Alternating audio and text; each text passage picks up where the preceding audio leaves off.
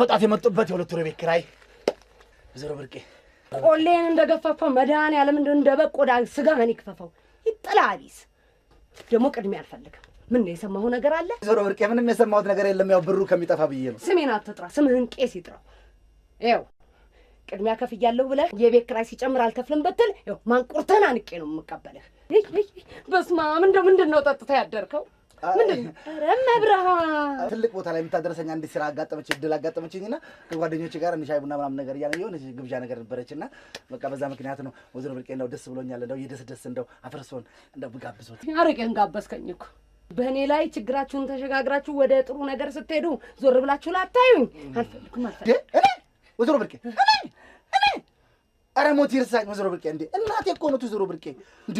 ወይዘሮ ብርቄ እኔ በቃ በፈለገው ነገር እንተጋገዛለን እኔ እናቴ የዛሬ መጎሳቆሌ ናት ድሮ ቀበሌ ውስጥ ዘመናዊ ዳንሰኛ ነበርኩ እንዴ ወይዘሮ ብርቄ ባለፈው ድራመር ነበርኩ አላሉኝም እንዴ አዎ ድራመር ነበርኩ እሺ ይኸውልህ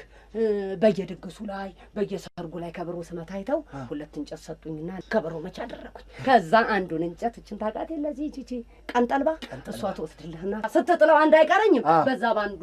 ኮንዳክተር እርሶ ያም እንጨት ጥፍት ሲልልህ ተመልሼ ወደ ዘመናዊ ዳንስ እርሶ አዎ ይኸውልህ እንዲህ መጎሳቆሌ ናት አዳሜ መሰረተ ትምህርት አልገባት ሲል እኮ እስከ መጨረሻው ሁለተኛ ድረስ የሄድኩኝ ብቸኛ የዚህ ቀበሌ ሴት እኔ ነኝ ሁለተኛ ክፍል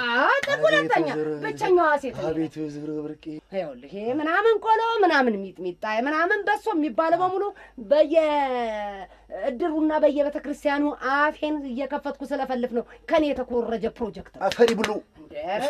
ብለው ይብሉ እንዴ አፈሪ ብሉ እንግዲህ እንረዳዳለን ብለህ አይደለም ምንም ችግር ወይዘሮ ብርቄ እኔ ያለው በተቻለኛ አቅም ተጋግዘን ልናይ ነው ተስፉ ልናይ ነው ተበላው የላት ተከታይ አማራት አሉ ይኸውልህ አይጥና ሰው አንድ ነው እንዴት ይኸው ካላበሉት ዝም ብሎ አንገቱን አይሰጥም ስለዚህ ይኸው እንደው ዝም ብለህ እዛች ላይ እንደው ሽንኩርትም ቢሆን ጣል አድርግባት እሺ እሺ ወይዘሮ ብርቄ ከሌለህም ከኔ መውሰድ ትችላለህ እሺ ብርቄ